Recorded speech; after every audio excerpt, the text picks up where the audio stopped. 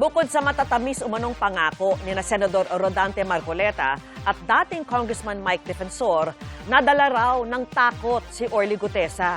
Yan daw ang nag-udyok sa kanya para patutuhanan ang affidavit na binasa niya sa Senate hearing kahit hindi naman daw totoo.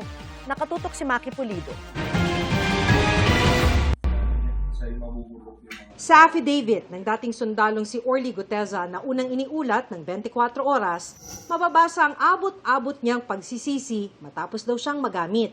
Para sabihing nag-deliver siya ng male-maletang pera sa bahay ni dating House Speaker Martin Romualdez sa Forbes Park, Makati. Sabi ni Gutesa, kasunod ng pagharap niya sa Senate Blue Ribbon Committee noong nakaraang taon. Tinanong daw niya ang sarili kung bakit niya ito nagawa. Anya, napakabilis na mga pangyayari at litong-lito raw siya noon. Sabi niya, nadala siya sa anyay matatamis na pangako ni na dating Congressman Mike Defensor at Senador Rodante Marcoleta.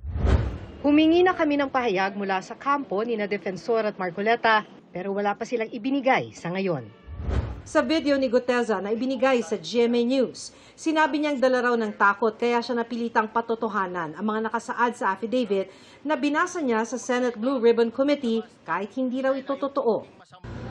Dala ng takot at pangamba, lahat ng nakalahad sa affidavit na kanilang ginawa ay aking nasabi na nasaksihan o kahit hindi ito totoo.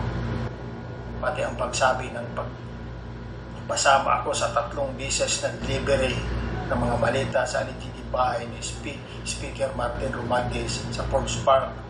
Wala akong naging direktang kontak o nakita man lang si Speaker Romualdez sa nasabing address. Matapos daw ang kanyang karanasang ito, sabi ni Gutesa, tungkol sa nasabing isyo, hands off na ako. Ayaw ko nang balikan ang bangungot ng mga sandaling nangyari sa buhay ko. Magulang ako para sa pamilya ko. Gusto ko ng tahimik na buhay para sa kapakanan ng pamilya ko. Maki Pulido, nakatutok, 24 oras.